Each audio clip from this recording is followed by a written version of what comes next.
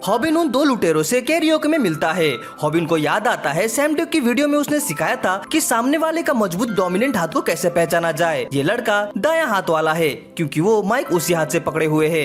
Sam deck ने सिखाया था कि अगर सामने वाला दायां हाथ वाला हो तो उसके बाएं तरफ खड़ा होना चाहिए ताकि उसके लिए घूसा मारना आसान हो जाए। हॉबिन सोचता है कि अगर उसे वैसे भी घूसा लगने ही वाला है तो क्यों ना सैम डेक की तरकीब भी आजमा ली जाए। सैम डेक ने कहा था कि अगर कोई इंसान पंच से सही तरह से नहीं बच सकता तो वो किसी और तरीके से रिएक्ट कर सकता है। हॉबिन को दाएं हाथ से आ रहा पंच साफ दिखाई दे रहा था, इसलिए वो सबको चौंका देता है जब वो कैसे घूसा खाए बिना चोट खाए वाली तकनीक इस्तेमाल करता है। हैरानी की बात यह है कि हॉबिन को चोट नहीं लगती। सैम डेक समझाता है कि पंच सबसे ज्यादा ताकतवर तभी होता है जब वो अपने टारगेट तक पूरी तरह से पहुंच जाता है। इसका मतलब है कि अगर कोई व्यक्ति उस पंच से पहले ही मूव कर जाए तो उसे ज्यादा चोट नहीं लगेगी। सैम डेक ने यह भी सिखाया था कि हेडबट कैसे किया जाए, ठुड्डी अंदर खींचकर। हॉबिन को हैरानी होती है कि उसे चोट नहीं लगी, लेकिन उसे समझ नहीं आता कि अब आगे क्या करे। वो गुंडा उसे मसोचिस्ट बुलाता है और फिर से हमला करता है, लेकिन हॉबिन को लगता है कि वो थोड़ा धीमा रिएक्ट कर गया। सौभाग्य से सैम डेक ने इस पल के लिए भी सलाह दी थी। सामान्य लोगों के लिए हर पंच पर सही रिएक्ट करना बहुत मुश्किल होता है, लेकिन उतना ही मुश्किल होता है हर पंच को सही से मार पाना। गुंडे का पंच चौंकाने वाला तरीके से चूक जाता है क्योंकि सैम डेक ने सिखाया था कि एक लगातार मूव कर रहे इंसान को मारना आम लोगों के लिए बहुत मुश्किल होता है। इस बॉक्सिंग तकनीक को वीविंग कहा जाता है। जब तक हॉबिन लगातार कोशिश करता रहेगा और अपने सिर से सामने वाले के घूसे को मारने की नाकाम कोशिश करता रहेगा, तब तक उसके विरोधी को ऐसा लगेगा जैसे वो कोई बेहतरीन वीविंग स्किल वाला बॉक्सर हो। सैम डेक ने यह भी सिखाया था कि अगर कोई अपने ध्यान को सिर्फ सामने वाले की मुट्ठी पर केंद्रित कर दे तो उसे उस गुस्से का डर भी खत्म हो जाएगा और जब सामने वाला गुस्से में आएगा तो वो और ज्यादा पंच मिस करेगा। इसके अलावे अगर पंच लग भी जाए तो हॉबिन को कोई दर्द नहीं होगा क्योंकि उसने बिना चोट खाए घूसा खाने वाली तकनीक सीख रखी है। सैम डेक ने अपनी वीडियो में गर्व से यह भी बताया था कि इस स्टेज पर पहुंचने के बाद हॉबिन को अब लड़ाई से डर नहीं लगेगा और वही हो रहा है। अब पहले से ज्यादा आत्मविश्वास से भरा हुआ हॉबिन उस गुंडे से कहता है कि उसका फोन वापस दे दे ताकि वो बोमी को जवाब दे सके। गुंडे को बोमी का कुछ पता नहीं तो वो फिर हमला करता है, लेकिन हॉबिन बस सैम डेक की तकनीकों का इस्तेमाल करता रहता है। वो बार बार अपने सिर से सामने वाले के पंच पर वार करता है, लेकिन देखने वाले को लगता है कि जैसे वो खुद ही पंच मरवाने दे रहा है। गुंडा हैरान है कि हॉबिन पंचों से क्यों नहीं बच रहा। हॉबिन की लाइव स्ट्रीम का चैट पागल हो जाता है, सभी उसे चीयर कर रहे हैं। हॉबिन का आत्मविश्वास और बढ़ता जा रहा है, लेकिन उसे अफसोस है कि काश उसने सैम डेक की और वीडियो देखी होती। उसने तो बस बिना चोट खाए घुसा खाने वाली वीडियो देखी थी। उसके पास अब और कोई तकनीक नहीं है। स्पेंसर भी ध्यान से देख रहा होता है, लेकिन सोचता है कि ये हालात थोड़े खराब हैं।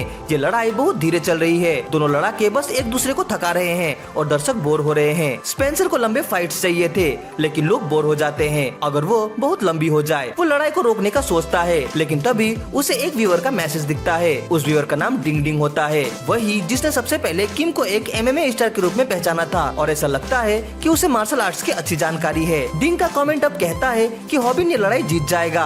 बाकी सब चैट में कह रहे हैं कि हॉबिन तो बस पीट ही रहा है, लेकिन डिंग सबको अमेच्योर कहता है। डिंग समझाता है कि उस गुंडे को अभी तक एहसास नहीं हुआ है क्योंकि उसके शरीर में एड्रेनालिन का असर है, लेकिन उसकी मुट्ठियां अब बहुत मुसीबत में हैं। चैट के लोग पागल हो जाते हैं जब उन्हें दिखता है कि वाकई कुछ गड़बड़ है और गुंडा समझ नहीं पाता कि उसकी मुट्ठियों को क्या हो रहा है। डिंग बताता है कि पंचिंग बैग को ज्यादा देर तक मारने से मुट्ठियां सूज जाती है, लेकिन ये गुंडा तो जोश में आकर हॉबिन के पत्थर जैसे सख्त माथे को बार बार मारता रहा। अब जब उसका एड्रेनालिन कम हो जाता है तो उसे जोर का दर्द महसूस होता है, ठीक वैसे ही जैसे डिंग ने पहले ही कहा था। अब वो लड़ नहीं सकता और ये लड़ाई यहीं खत्म हो जाती है। स्पेंसर हैरान रह जाता है कि हॉबिन वाकई जीत गया। हालांकि हॉबिन का चेहरा एकदम खराब हालत में है, तो स्पेंसर को डर है कि कहीं उसकी हॉस्पिटल की बिल वीडियो की कमाई से ज्यादा न हो जाए, लेकिन फिर भी वो सोचता है कि चलो इन्वेस्टमेंट ही सही। इस फाइट से बहुत सारे फॉलोअर्स तो मिल गए। वहीं दूसरी ओर हॉबिन सिर्फ इस बात में खोया है कि बोमी उसे जवाब देगी या नहीं। लाइव स्ट्रीम खत्म होती है और हॉबिन बताता है कि उस फाइट वीडियो को एक हफ्ते में 1 मिलियन से ज्यादा व्यूज मिले। उसके चैनल का नाम अब वायरल हिट है और उस पर कुल 4 वीडियोस हैं जिनके टोटल व्यूज 25 मिलियन हो चुके हैं। इसके अलावे उन्हें पहली बार पेमेंट मिलती है करीब $1,13,000 की। हालांकि प्रति व्यू सिर्फ आधा पैसा मिला जो बहुत कम है, लेकिन स्पेंसर समझाता है कि उन्हें पहले यूट्यूब से अप्रूव लेना पड़ा और फिर वीडियो पर एड्स चालू करने में टाइम लग गया। पहली पेमेंट के हिसाब से ये काफी अच्छा था और हॉबिन अब और भी ज्यादा मोटिवेट हो जाता है। उसे लगता है कि अब उनके वीडियो और भी ज्यादा सेंसेशनल और हिंसक होने चाहिए, लेकिन स्पेंसर उसे सावधान करता है कि अभी तक उनकी किस्मत अच्छी रही है कि उन्हें येलो मार्क नहीं मिला है। येलो मार्क यानी वीडियो डिमोनेटाइज हो गया। इसका मतलब यूट्यूब उस पर एड्स नहीं चलाएगा और कोई कमाई नहीं होगी। ये हर नए यूट्यूबर का सबसे बड़ा डर होता है। उनके केस में अगर वीडियो बहुत हिंसक या बहुत ज्यादा एग्रेसिव हुआ तो यूट्यूब उन्हें येलो मार्क दे सकता है, तभी उन्हें रूमी दिखती है। लेकिन स्पेंसर फौरन हॉबिन को उससे दूर ले जाता है क्योंकि उसे लगता है कि रूमी उनके व्यूअर्स को अपनी ओर खींचना चाहती है। आखिरकार वो लोग वहाँ से निकल जाते हैं, लेकिन तभी हॉबिन एक कूल ट्रैक सूट देखकर भटक जाता है। हॉबिन सोचता है कि उस ट्रैक सूट की कीमत शायद 200 या 300 डॉलर होगी और पेमेंट मिली है तो शायद खरीद भी ले। लेकिन जब असली कीमत देखता है करीब 1000 डॉलर तो उसकी आंखें फटी रह जाती है। उसे याद आता है कि यही वो रकम है जो उसे स्पेंसर को 1 महीने की कीमत के लिए देनी है। वो सोचता है कि आखिर कौन पागल होगा जो इतने पैसे सिर्फ एक सूट में खर्च करे, और तभी वो देखता है कि स्पेंसर पहले से ही वो सूट खरीद रहा है। हॉबिन हैरान होकर कहता है कि ये तो पूरे महीने की सैलरी है, लेकिन स्पेंसर कहता है कि ऐसे आइटम्स तो बेसिक जरूरतें हैं, हर किसी के पास एक तो होना ही चाहिए। वो हॉबिन को भी सलाह देता है कि एक खरीद ही ले। तभी हॉबिन को एक अहम बात समझ आती है, कोई कितना कमाता है ये मायने नहीं रखता, असली अमीर तो वो होते हैं जो बड़ी रकम को समझदारी से खर्च करना जानते हैं।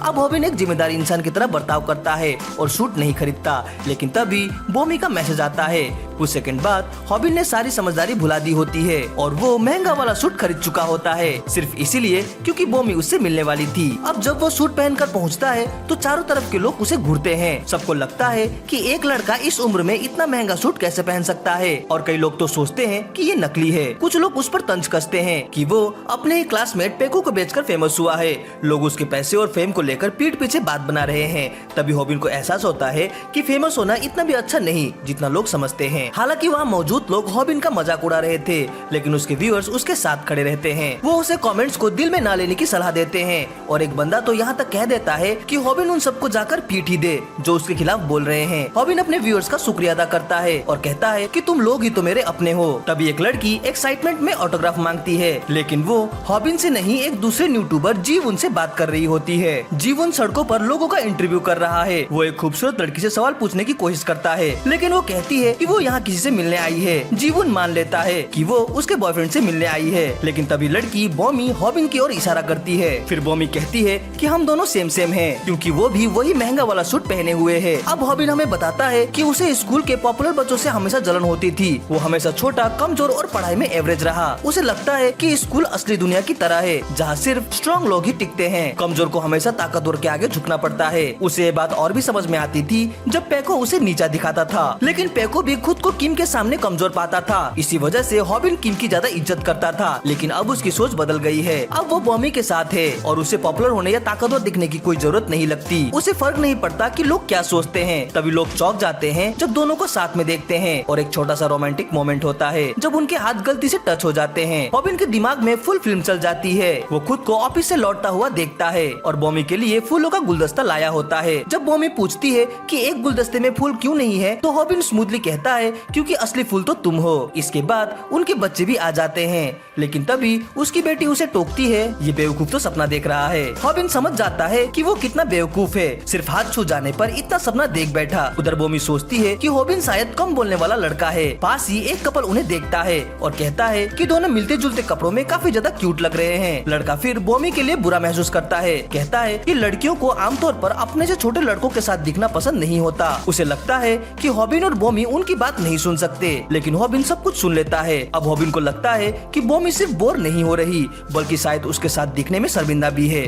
वो अंदर से हिल जाता है और अपना जैकेट उतार देता है। बॉमी एक्साइटमेंट से हॉबिन से उसके बारे में कुछ सवाल पूछती है, लेकिन हॉबिन बहुत अजीब और दूरी बनाकर जवाब देता है, सिर्फ हाँ, नहीं या कुछ शब्दों में बात करता है। धीरे धीरे बॉमी की उत्सुकता कम हो जाती है और वो सवाल पूछती है, लेकिन फिर थक कर चुप हो जाती है। आखिर में बॉमी जाने का फैसला करती है और कहती है टेक्स्ट पर तुम बहुत अच्छे हो, लेकिन सामने से कुछ बोलते ही नहीं हो। वो माफी मांगती है कि उसने जबरदस्ती मिलने की जिद की। तभी हॉबिन सच्चाई बता देता है। वो कहता है कि उसे लगा बॉमी उससे बोर हो गई होगी, और वो मानता है कि उसने कभी किसी लड़की के साथ डेट नहीं की। फिर वो एक एक करके सारे सवालों का जवाब देना शुरू करता है।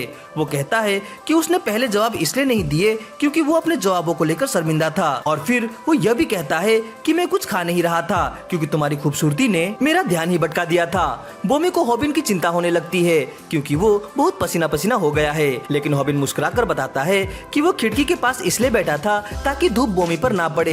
ये बात सुनकर बोमी बहुत खुश होती है और दूर से उन्हें कोई अजीब सा आदमी देख रहा होता है जो सोचता है कि हॉबिन ने तो सिचुएशन को बड़ी समझदारी से हैंडल किया। बाहर चलते हुए हॉबिन को थोड़ी देर के लिए लगता है कि वो बोमी का बॉयफ्रेंड है। इसी दौरान बोमी बताती है कि उसे किसी पुराने दोस्त का कॉल आया था। वो कहती है कि वो दोस्त हॉबिन के स्कूल का ही है और जब वो नाम लेती है किम तो हॉबिन का दिल धक से रह जाता है। वही किम जिसके पास सब कुछ है, जिससे वो स्कूल में बात करने की हिम्मत भी नहीं कर पाता। अब वो बोमी का पुराना दोस्त निकला। फिर से हॉबिन की ड्रामेटिक ड्रीमिंग चालू हो जाती है। इस बार उसकी आंखों में वही ऑफिस से लौटने वाला सीन आता है, लेकिन इस बार बोमी किसी और की बीवी है और वो कोई और नहीं बल्कि किम है। किम उसे देख के कहता है, कौन है ये लूजर जो मेरी बीवी के पीछे पड़ा है? और उनकी बेटी फिर से कहती है, पापा सपना देख रहे हो क्या? वापस रियलिटी में घबराया हुआ हॉबिन झूठ बोल देता है। वो कहता है कि वो और किम बहुत अच्छे दोस्त हैं। बोमी ये सुनकर बहुत एक्साइटेड हो जाती है, लेकिन हॉबिन अंदर से पैनिक कर रहा होता है क्योंकि उसने बस झूठ इसलिए बोला ताकि वो लूजर ग्रुप का हिस्सा ना लगे। और हॉबिन को झूठ बोलने का फौरन पछतावा होता है क्योंकि किम वही पास में आ जाता है। बोमी हंसते हुए किम से पूछती है, क्या आप और हॉबिन सच में अच्छे दोस्त हैं? और बेचारा हॉबिन पसीने से भीगता हुआ वहीं पर खड़ा रह जाता है, जबकि किम उसे बस एक सख्त नजरों से घूरता है। क्या किम हॉबिन का झूठ पकड़ लेगा या हॉबिन इस मुश्किल से बच निकल पाएगा? आगे क्या होगा इसे जानने के लिए वीडियो के नेक्स्ट पार्ट को जरूर देखें। वीडियो अच्छी लगी हो तो इसे लाइक और कमेंट जरूर करें। हमसे जुड़ने के लिए चैनल को सब्सक्राइब करें। तो मिलते हैं अपनी अगली वीडियो में। Sign out.